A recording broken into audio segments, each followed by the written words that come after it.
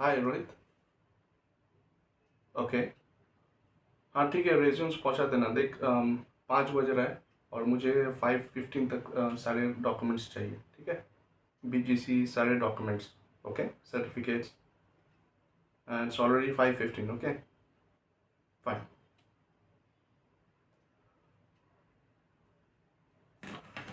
चलो यार, काम कर लो। 6 बजे आज निकलना भी, एक बहुत ज़रूरी अपॉइंटमेंट भी है मेरा। My God, it's already 5:15।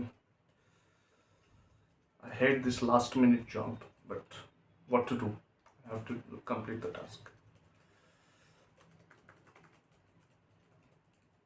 Okay. अरे ये क्या है यार, 8 बजे! ओ माय गॉड, ये नेक्स्ट मेल कैसा है यार? अब ये अनप्रेसिडेंटेड। यार अब क्या करूं? My God. अच्छा रोहित, वो सारी डिटेल्स रेडी है ना तुम्हारे? डेटा रेडी है? जल्दी से भेज। 8 बजे मीटिंग रख दिया है, या 6 बजे मुझे जाना था यार, 8 बज गई है। 8 बजे रख दिया है मीटिंग। क्या बात करो, डेटा रेडी नहीं है? ये कैसे हो रहा है? मैं तुमको 2 दिन पहले बताया था यार। यार जल्दी भेज, मुझे कुछ नहीं सुनना है, जल्दी भेज, मुझे 8 बजे पहले दिखाना है। चलो, बॉस का भी आ गया।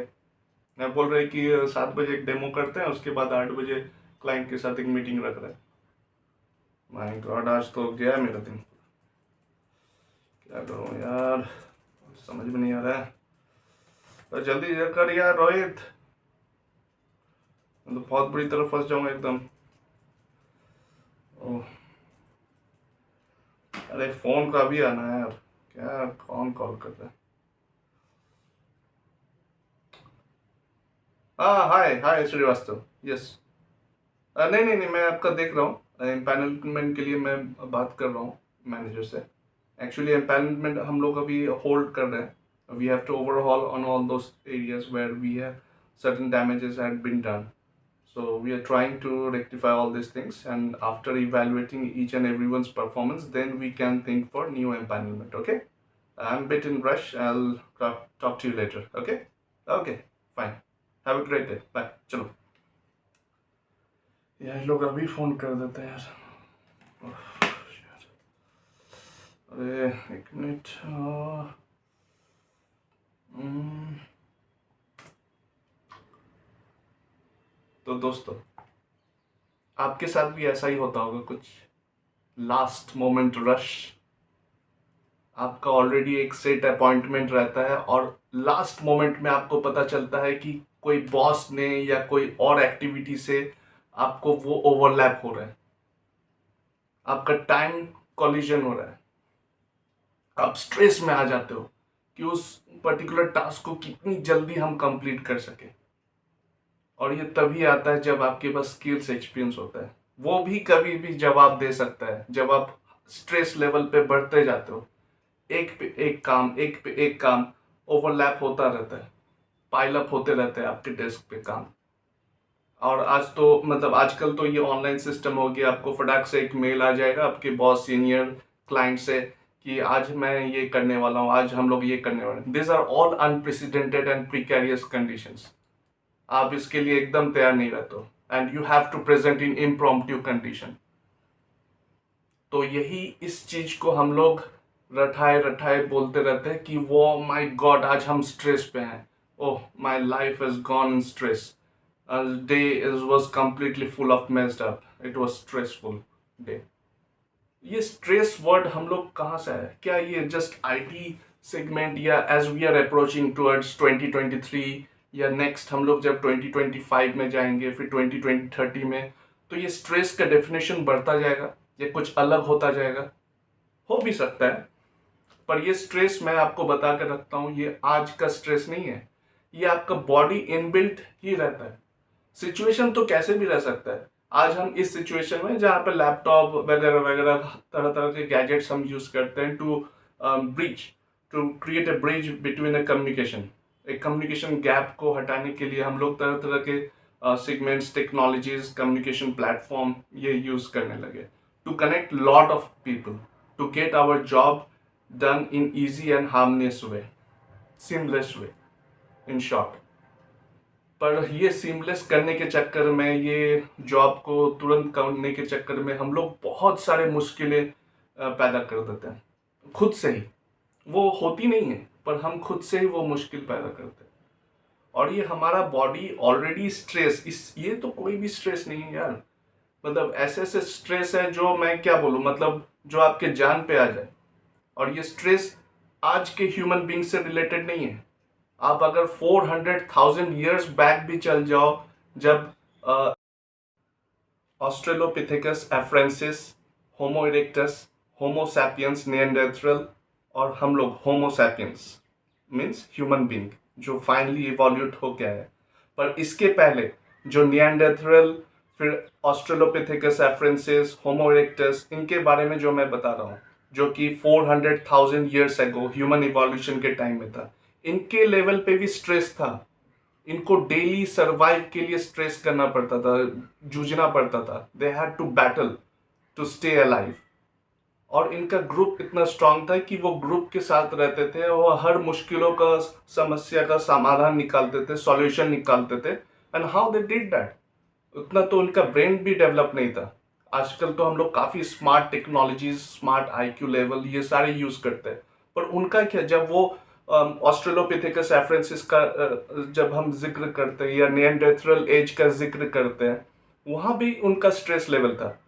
वो ऐसे एनवायरनमेंट में रहते थे जहाँ पे प्रीडेटर्स, मतलब जो उन पे अटैक करके उनको मार सके, उनकी संख्या ज़्यादा थी। उनके पास हर वो चीज़ थी जो इनको ख़त्म कर सकता था। और वो डेली अपना फूड, शेल्टर, ये सब जुगाड़ करने में भी लगाते थे। और धीरे धीरे इन्होंने अपना फैमिली भी स्टार्ट किया। They start getting social. How they did that? Stress तो उस समय भी था, पर आजकल ऐसा क्या हो गया है कि वो स्ट्रेस का सामना हम करने में इतना मेहनत लगाते हैं, इतना तकलीफ झेलते हैं कि बहुत हद तक निकल जाते हैं इस स्ट्रेस का। तो आइए आज जानते हैं हम इस स्ट्रेस को कैसे डिकोड किया जाए। तो आपके चैनल पे लाइफ का कोड डिकोड। तो दोस्तों, आज हम जिक्र करने वाले हैं उस चीज की जो हमेशा हमारे जुबान पे रहती है, हम हमेशा बोलते रहते हैं अपने दोस्तों के साथ, अपने ऑफिस कलीग्स, अपने पीयर ग्रुप, अपने फैमिली लोगों के साथ भी। और ये हर जगह, ये ऑफिस तक भी लिमिट नहीं है, हम घर भी लेके आते हैं इस चीज को। और हमारे फैमिली के मेंबर्स में भी रहती है ये चीज, वो है स्ट्रेस। ये वर्ड काफी है जिस पे आप हजारों किताबें पढ़ लो, कई लेक्चर सुन लो, कई व्लॉग्स देख लो, कई international speaker, motivation speaker, therapist, psychologist, किसी के पास भी चल जाओ, ये स्ट्रेस वर्ड हमेशा हॉन्ट करता है, आज भी करता रहा है। और उस समय भी करता था जब जो भी मैंने नाम लिया था, जब ह्यूमन इवोल्यूशन का टाइम था। ऑस्ट्रेलोपिथेकस एफ्रेंसिस के टाइम पे, होमो इरेक्टस के टाइम पे, निएंडरथल स्टेज के टाइम पे, जहाँ पे उनको स्ट्रेस था कि आज कैसे जिंदा रहे, आज कैसे खाना नसीब हो उनके लिए, आज किस तरह से वो अपने ग्रुप को बचा सकते हैं। तो भले ही आज हम वो सारे तकलीफें नहीं झेलते हैं, वो स्ट्रेस लेवल नहीं रहा है, पर क्या ये स्ट्रेस कम नहीं है कि जैसे ये आप बड़े होते हो, जॉब का स्ट्रेस, पढ़ाई का स्ट्रेस, क्या अच्छे मार्क्स ला पाओगे आप, क्या अपने दोस्तों से भी आगे बढ़ पाओगे, उसके रैंक को कॉम्पीट कर सकते हो, अपने ऑफिस कलीग से कॉम्पीट करके आगे प्रमोशन के लिए जा सकते हो, इसका स्ट्रेस, कोई काम को जल्दी करने का स्ट्रेस, ऑन टाइम डिलीवरी देने का स्ट्रेस, अपने घर के बिल्स चुकाने का स्ट्रेस, जॉब सिक्योर रहेगा कि नहीं इसको सोच सोच के स्ट्रेस बढ़ाना, किस तरह से फैमिली लाइफ को स्टेबल रखे इसका स्ट्रेस, फैमिली का प्रेशर, गर्लफ्रेंड का प्रेशर, वाइफ का प्रेशर या हस्बैंड का प्रेशर, और एक जो भी रिलेशंस में उसमें स्ट्रेस तैयार होता है, ऑफिस का स्ट्रेस होता है। तो क्या क्या स्ट्रेस आप झेलते हो लाइफ में, क्या ये भी कम नहीं है? तो आइए जानते हैं किस तरह से ये स्ट्रेस तैयार होती है और हमारा बॉडी क्या करता है। और उस समय निएंडरथल और जो हम लोग ह्यूमन इवोल्यूशन की बात कर रहे हैं, उस समय वे लोग कैसे इसका सामना करते थे। दे वर स्ट्रांग, दे वर रियली, अगर आपका स्ट्रेस तो चलिए बिल्स ये सब देने के चक्कर में रहता है, वहां पे स्ट्रेस तो जान पे आ जाती थी कि अगर एक गलत कदम और एक की जान गई। इस तरह का ह्यूमन इवोल्यूशन में भी स्ट्रेस में ही कटा है उनका जीवन, और आगे भी चलता रहेगा। ये स्ट्रेस कभी थमने वाला नहीं है।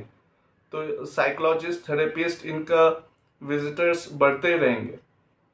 तो किस तरह से हम ये स्ट्रेस को स्टॉप कर सकते हैं कि अपने लाइफ को कंट्रोल नहीं करना, मतलब हम स्ट्रेस को नहीं अलाउ कर सकते हमारा लाइफ उसके थ्रू से कंट्रोल हो।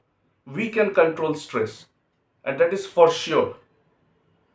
स्ट्रेस कोई भी सिचुएशन में तैयार हो सकता है, जैसे मैंने आपको पहले ही बताया, और मैं इस पे लेक्चर नहीं देना चाहता हूँ। लेकिन जो बॉडी आपका रेसिप्रोकेट करता है कि बॉडी आपका क्या रिटेलिएट करता है स्ट्रेस के अगेंस्ट में, जब हम इनफ मैच्योर हो जाते हैं कि हाँ कोई सिचुएशन है स्ट्रेसफुल जो हमारे फेवर में नहीं है, वो कंडीशन हमारे फेवर पे नहीं है, and we have to act, we have to use our experience, strategy, skills, competencies, जो भी बन पाता है हम लगा देते हैं उस पर्टिकुलर सिचुएशन को अच्छे तरीके से करने में, कि स्ट्रेस लगे ही ना कि हम स्ट्रेस में। थैलेमस, हाइपोथैलेमस एक सेक्शन रहता है हमारे ब्रेन में डीपर साइड में, जो ये रेसिप्रोकेट करता है जब हमें फील होता है कि वो स्ट्रेस या वो सिचुएशन हमारे फेवर में नहीं है। वो ट्रिगर करता है हमारे एड्रेनलिन ग्लैंड्स को, जो कि हमारे किडनी के जस्ट टॉप ऑफ पे रहता है। तो हार्मोन्स और नर्व सिस्टम, इनके थ्रू से एड्रेनलिन ग्लैंड्स ट्रिगर होता है, और ये एक साथ कई हार्मोन सीक्रेट करता है हमारे अंदर to mitigate the stress level, to give enough energy to handle the stressful situation, जिसमें एड्रेनलाइन प्लस कॉर्टिसोल, ये दो हार्मोन सीक्रेट होते हैं हमारे बॉडी में, जो कि मेजर कंट्रीब्यूशन देते हैं स्ट्रेस को दूर करने के लिए। जहाँ पे एड्रेनलाइन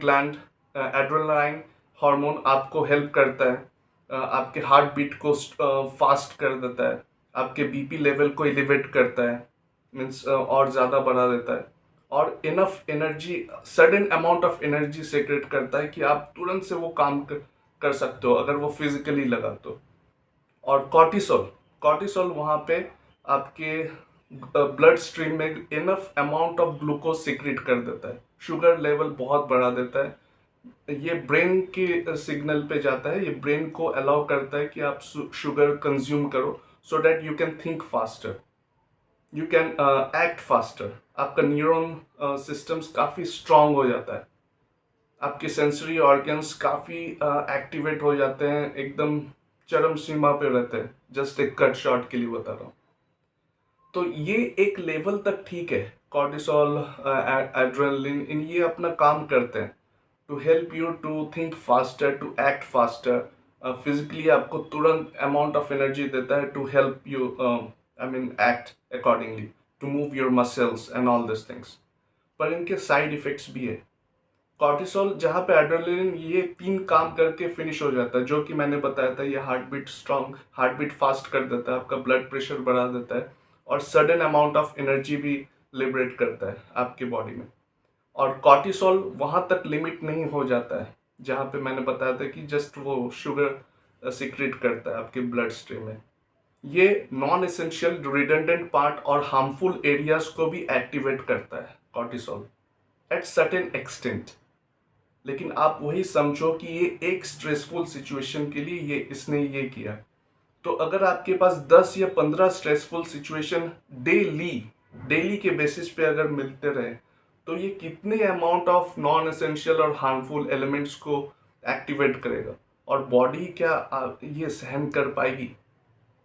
बॉडी इसी पे रिटेलिएट करती है, और तरह तरह के आपके फिजिकल डिसऑर्डर्स और मेंटल डिसऑर्डर ये दिखने लगते हैं after a year, after certain years. जैसे जैसे कि आपकी एज बढ़ते रहती है, आप इसका शिकार बनते जाते हो, और आपको तब फाइनल पता चलता है जब it was already too late.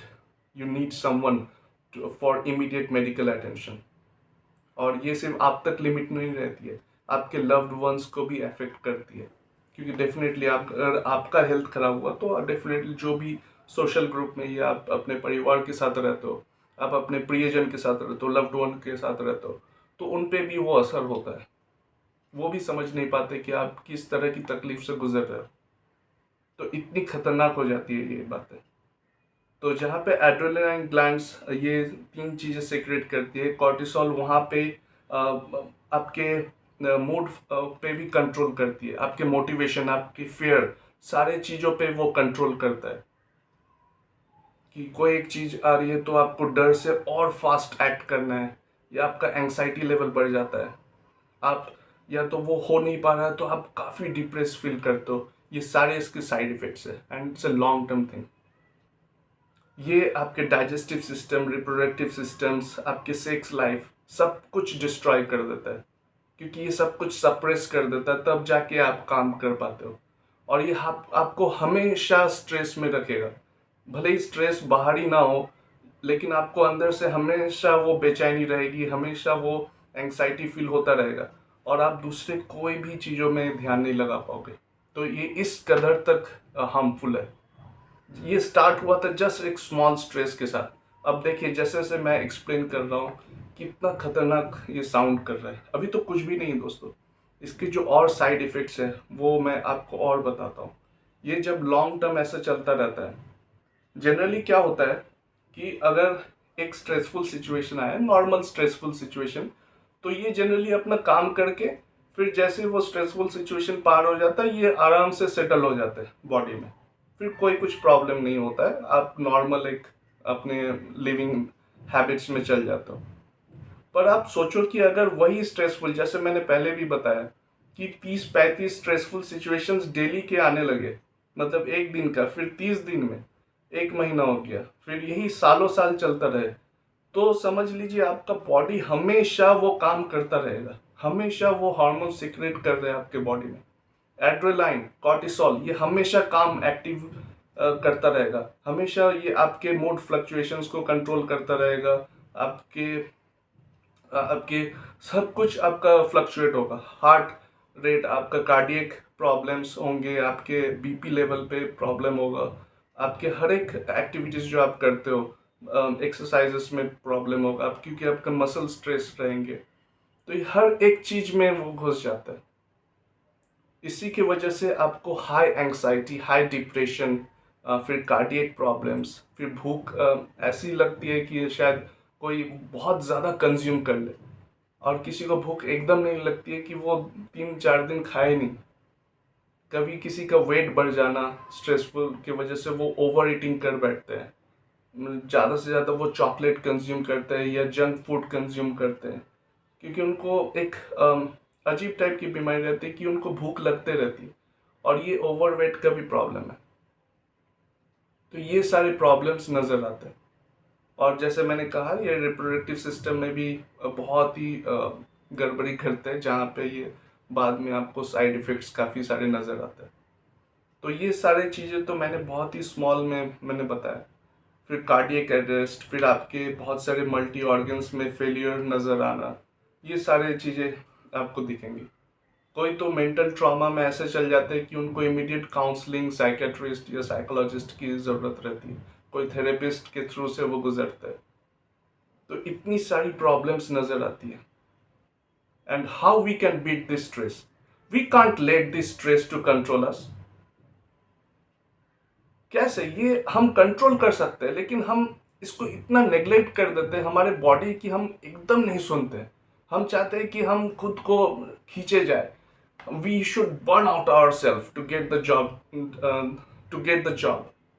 लेकिन क्या आप बर्न आउट हो जाने पे किसी और को फायदा होगा, या कोई आपके लिए रोएगा? ऑफ कोर्स कंपनी ऑर्गेनाइजेशन तो नहीं रोने वाली, वो डेफिनेटली आपको रिप्लेस कर देगी with another one. If you are not medically fit, वो आपको 3 मंथ का नोटिस पीरियड देगी या 4 मंथ का नोटिस पीरियड देगी। Then they will ask you to late you go, and they will hire someone new person. ये आपको ख्याल रखना है। आपको लॉन्ग टर्म अगर जीना है अच्छे से, बहुत कोई सोचते हैं कि अरे आज काम कर लो, कल किसने देखा, मर गया तो क्या हुआ। पर ऐसा नहीं है दोस्तों, इतनी इजी मौत होती तो हर कोई एक्सेप्ट कर सकता था, पर कोई किसी फ्यूचर तो जानता नहीं है, डेस्टिनी तो पता नहीं है। तो जब आप कंट्रोल कर सकते हो ये सिचुएशन को, तो क्यों नहीं, क्यों आप ये स्ट्रेस को गले लगा के जी रहे हो? जब अच्छे अच्छे चीजों से आप ये स्ट्रेस को दूर कर सकते हो, हर काम का प्रेशर रहेगा भाई। हमारे दादाजी परदादाजी और जो भी ह्यूमन इवोल्यूशन के टाइम में, जैसे मैंने बताया, हमेशा स्ट्रेस आ ही रहा है, कभी थमने वाला नहीं है। आपके बच्चों, आपके ग्रैंड डॉटर्स, ग्रैंड चिल्ड्रन, उनके भी ग्रैंड चिल्ड्रन, सबके लेवल पे स्ट्रेस रहेगा। तो आइए जानते हैं फटाफट कि किस तरह से हम ये स्ट्रेस को दूर कर सके। ठीक है, चलिए। पहला, मेरे साथ रिपीट कीजिएगा, always introduce good habits in your life. चलिए, पार्टी वार्टी मस्ती ये सब रहती है, आई नो, लाइक मेरे बोलने से पे कोई ड्रिंक नहीं छोड़ देगा या सिगरेट स्मोकिंग नहीं छोड़ देगा, वो कभी कभार ठीक है, पर उसको रेगुलर हैबिट बना के मत रखिएगा। मेरे एग्जाम्पल में, एक लाइफ केस में, मेरे प्रीवियस कंपनी में जब मैं था, तो वहाँ पे मेरे एक अच्छे फ्रेंड हुआ करते थे। अभी वो कांटेक्ट में नहीं है इतना, पर he still is a good friend of mind. वो डेली मुझे बुलाता था कि पार्टी करने के लिए। मैं बोला, डेली यार तुम कैसे पार्टी कर लेते हो? बोला, नहीं यार, 90 का पैक नहीं बनाता हो ना, मुझे नींद ही नहीं आती है। हमने, ऐसा क्या है यार, तुम उसे कंट्रोल कर रहे हो कि ड्रिंक तुम्हें कंट्रोल कर रही है? बोले, यार वो लेना ही पड़ता है, तभी मेरा स्ट्रेस दूर होता है। क्या आप ये चीज को बिलीव करोगे? क्या ड्रिंक आपके स्ट्रेस को कंट्रोल करता है और आपके लाइफ को कंट्रोल करता है? आप एक ह्यूमन बीइंग हो, वो एक नॉन लिविंग बीइंग है, तो भाई आपको उसे कंट्रोल करना चाहिए। आई शुड नो कि भाई मुझे ड्रिंक कब लेना चाहिए या नहीं लेना चाहिए। वो बंदा डेली ड्रिंक लेता था to mitigate, to move out of the stress situation. तो ये मुझे कभी भी बर्दाश्त नहीं हुआ। मतलब मैं तो समझाते समझाते उसको थक गया, पर वो नहीं सुनने वाला, वो हमेशा ही लेता है। तो यही चीज है। तो आप गुड हैबिट्स क्यों नहीं इंट्रोड्यूस करते हो, जो कि हमारे पुरातत्व से चला आ रहा है, ये सनातन धर्म से भी चला आ रहा है। सनातन धर्म क्या है? ये कोई रिलीजन ग्रुप नहीं है। Sanatan is a part of life. ये आपको जीवन का आधार सिखाता है, आपको डिसिप्लिन सिखाती है, इसी को सनातन बोलते हैं। हाँ, मैं भी ये बहुत प्रैक्टिस करता हूँ कि मैं ब्रह्म मुहूर्त में उठूँ, जो कि 3:30 के टाइम में होता है, 3:30 to 4। आपके जैसे फ्लक्चुएशन रहते हैं, जैसे आपका कंफर्ट जोन रहता है। मैं ये नहीं बोलूँगा कि कोई 2 बजे तक काम कर रहा हो ऑफिस के लिए और वो सीधा उठ जाए 4 साढ़े 4 में, ऐसा पॉसिबल नहीं है।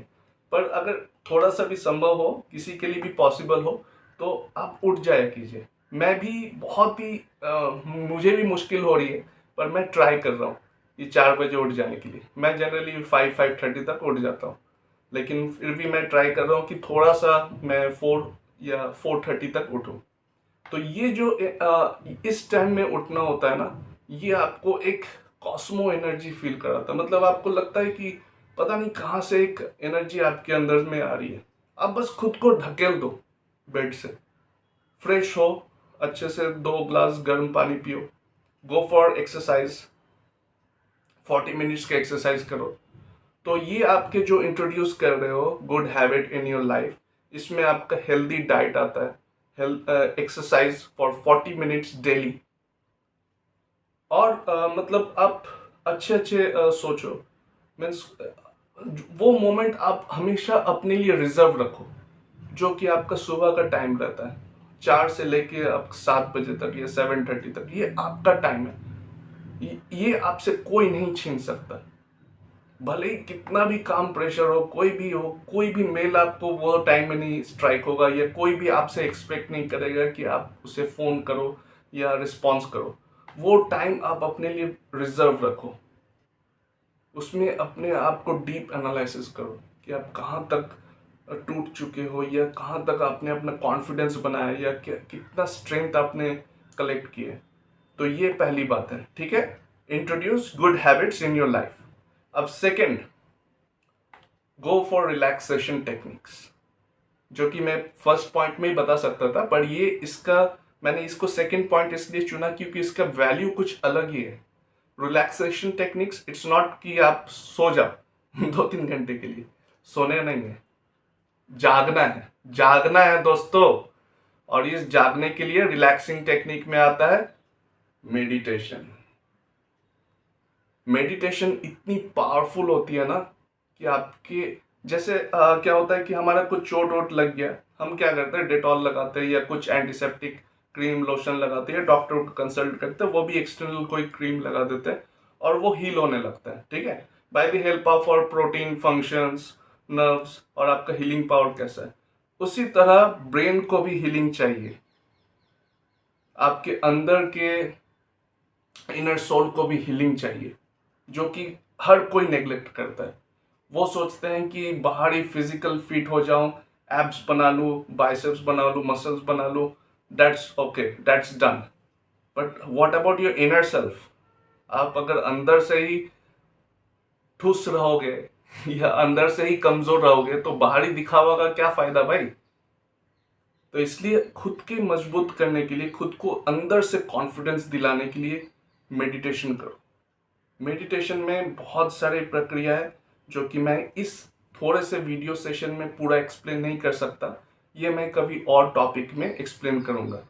और वैसे भी इसमें काफ़ी सारे वीडियोस बन चुके हैं, तो आप योगा मेडिटेशन जो already registered and certified yoga instructor है, आप उनसे मिलो, उनसे आप जानो कि किस किस तरह के मेडिटेशन टेक्निक्स है, योगा टेक्निक्स है, उनको आप किस तरह से कर सकते हो।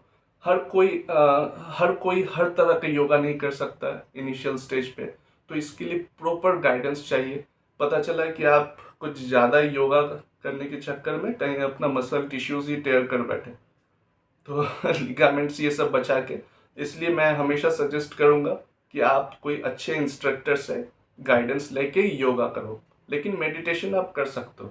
मेडिटेशन आप इनर जस्ट थोड़ी देर के लिए आंख बंद करो, go for deep breath, relax, calm your self, एक अच्छा कोई धुन सुनो, खुद को शांत करो and then concentrate on one point, ठीक है। तो इसलिए मैंने सेकेंड पॉइंट खास कर मेंशन किया है, रिलैक्सेशन टेक्निक। ये आपको इनर तरीके से, इंटरनल तरीके से हील करने में बहुत ज़्यादा मदद करती है। थर्ड है आपका social group.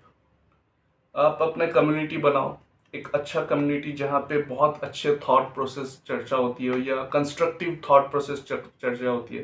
Constructive thought process in the sense कि हम क्या नया करने वाले, नॉट द नेगेटिव थिंग्स कि हम क्या नहीं कर सकते, हम क्या कर सकते हैं, हम कहाँ तक उसको डेवलप कर सकते हैं, हमें क्या आगे करना चाहिए for society, for our own commercial benefit और non commercial activities which will help people और destitute people who requires our need, our help।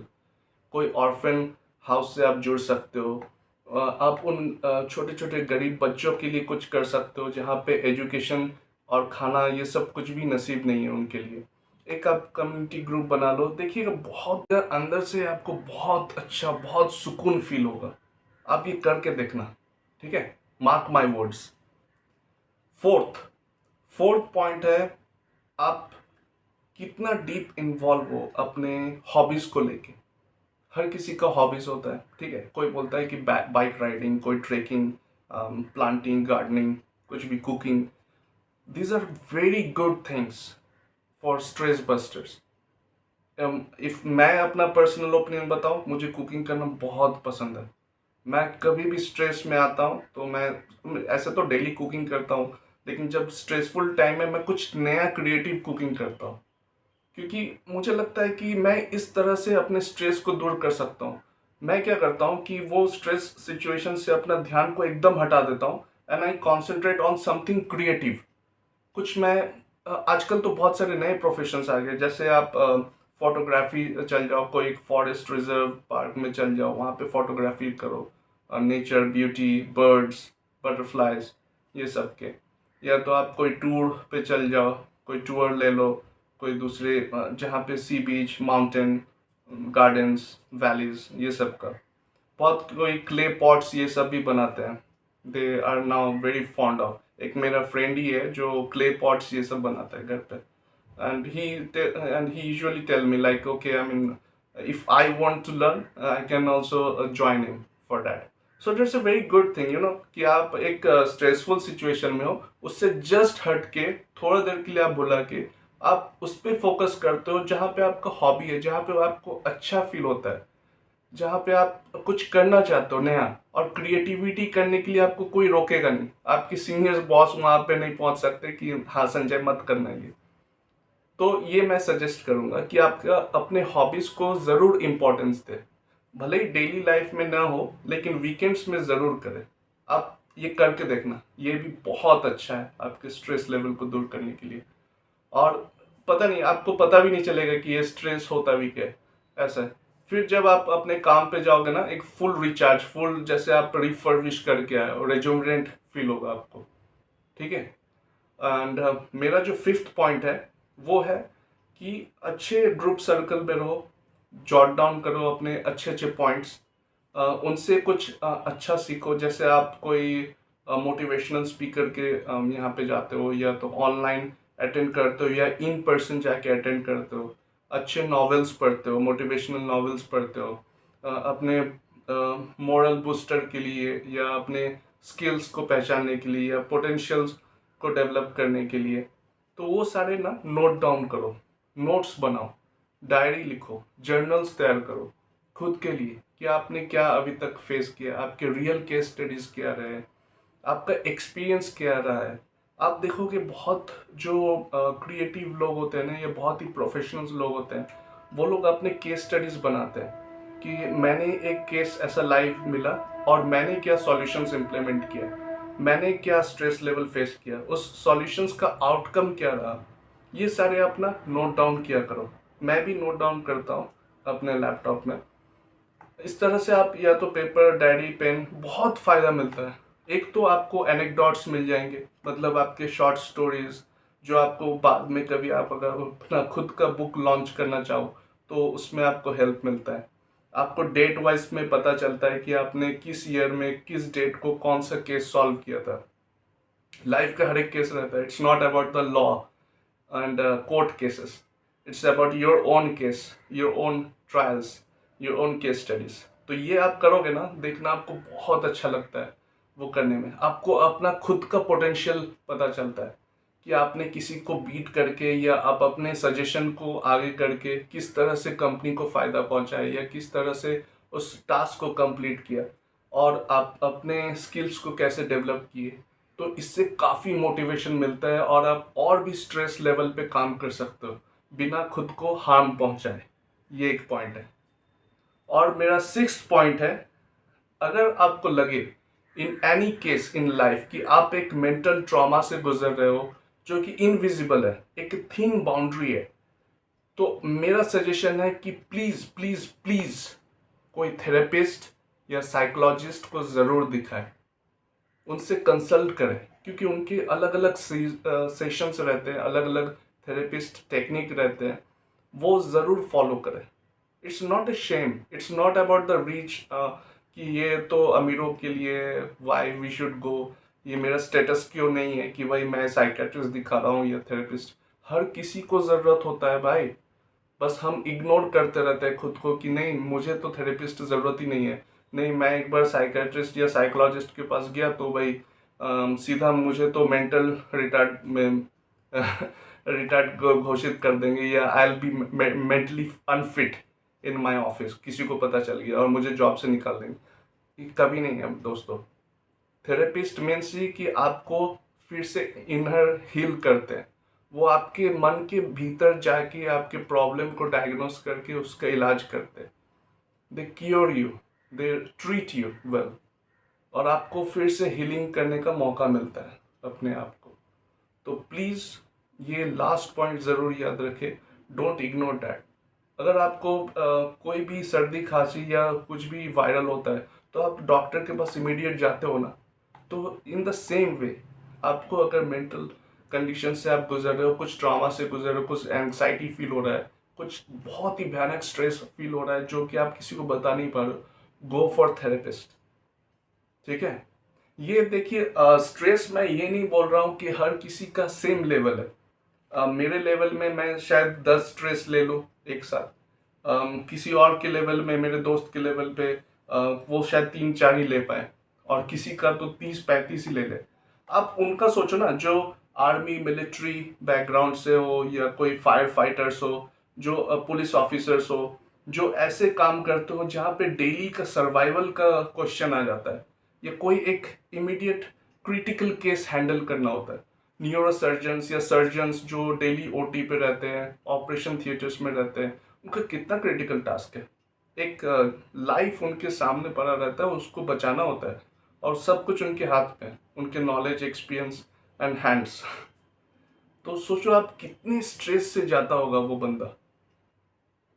इसी तरह हम किस तरह के जॉब में हैं, हम किस तरह के प्रोफेशन में हैं, ये भी डिपेंड करता है कि हम स्ट्रेस लेवल कैसा है और हम किस तरह से हैंडल करते हैं। डेफिनेटली मुझे अभी कोई बोल दिया जाए कि मेरे पास कोई पेशेंट आया हुआ है and I have to operate is heart surgery, I am nowhere in that. मेरा तो स्ट्रेस लेवल 7वें आसमान, पता चला कि उस पेशेंट के पास मैं ही पेशेंट बन गया। तो जोक अपार्ट, बट मैं ये बताना चाह रहा हूँ कि ये वेरी करता है। इनफैक्ट ये जीन्स में भी वेरी करता है। कुछ स्टडीज में पाया गया है कि जीन्स जैसे जैसे होता है ना, कि मतलब मैं अगर 10% स्ट्रेस ले सकता हूँ या 50% स्ट्रेस ले सकता हूँ, तो मेरे किड्स आगे टाइम में वो और ज़्यादा स्ट्रेस ले सकते हैं, स्ट्रेस को हैंडल कर सकते हैं वेल एफिशिएंटली। पर वो सारे गुड हैबिट्स आप अपनाने के बाद, जो मैंने आपको 6 गुड हैबिट्स बताए थे, वो सारे चीज़ें 6 पॉइंट तो एनीवे लाइक मैंने थेरेपिस्ट और साइकोलॉजिस्ट के बारे में बताया था, पर जो 5th मेरे जो 5 बुलेट पॉइंट्स हैं, उनको फॉलो करके आप कोई भी स्ट्रेस आप हैंडल कर सकते हो। स्ट्रेस स्ट्रेस लगेगा ही नहीं, वो is a part of job लगेगा। स्ट्रेस वर्ड ही आप डिक्शनरी से निकाल दोगे। तो ये जीन्स और आपका कैसा टाइप का प्रोफेशन है, ये बहुत मायने रखता है किस तरह के स्ट्रेस आप हैंडल कर सकते हो और कितने लेवल तक हैंडल कर सकते हो। जैसे अभी आंकड़ों में अभी पता चला है, जो स्टैटिस्टिकल स्टडी है, ये डे बाय डे बढ़ता जा रहा है स्ट्रेस लेवल, मतलब स्ट्रेस विक्टिम्स। 2001 में कुछ तो 20 या 30 लोगों में एक पाया जाता था। 2021 में ये आके 1/10 हो गया, 2/10 ऐसा। अभी 2023 का ग्राफ है कि 1/4 या 2/4 लोगों में, मतलब हर चौथे लोगों में 2 लोग स्ट्रेसफुल सिचुएशन में पाए जाते हैं, जो कि ये स्ट्रेस के विक्टिम्स है। तो आप देख रहे हो किस तरह से वो नैरो डाउन हो रहा है। और शायद आने टाइम में, मतलब जैसे जैसे साल बीत रहे हैं और जिस तरह के सिचुएशंस जा रही है, तो मुझे लगता है कि हर एक बंदा स्ट्रेस से गुजर रहा होगा। पर मुझे ऐसा लगता है, मुझे ऐसा पर्सनल फील है, गट्स है, कि अगर आप वो पांच एलिमेंट्स अगर आप डेली लाइफ में अपने ला देते हो या प्रैक्टिस करते हो, तो वो स्ट्रेस कभी नहीं रहने वाला। आप और खुशी खुशी बहुत सारे काम कर सकते हो, खुद को बहुत आगे बढ़ा सकते हो, बहुत तरक्की कर सकते हो और खुल के जी सकते हो। तो कैसा लगा दोस्तों ये सारे सजेशंस? मैं मानता हूं कि ये मेरे पर्सनल ओपिनियंस है। आपका क्या ओपिनियन है, ज़रूर मुझे कमेंट्स में बताएं और मुझे भी अच्छे अच्छे सजेशंस दें। टिल देन दोस्तों, मिलते हैं आपके साथ एक नए अंदाज के साथ, एक नए फैक्ट्स और फैसिनेटिंग टॉपिक के साथ, जहां पे आपको ये सब काम करना है। सब्सक्राइब करें, hit the bell icon, like और share and comment. So till then, enjoy your life to the fullest and beat the stress. Life का code decode.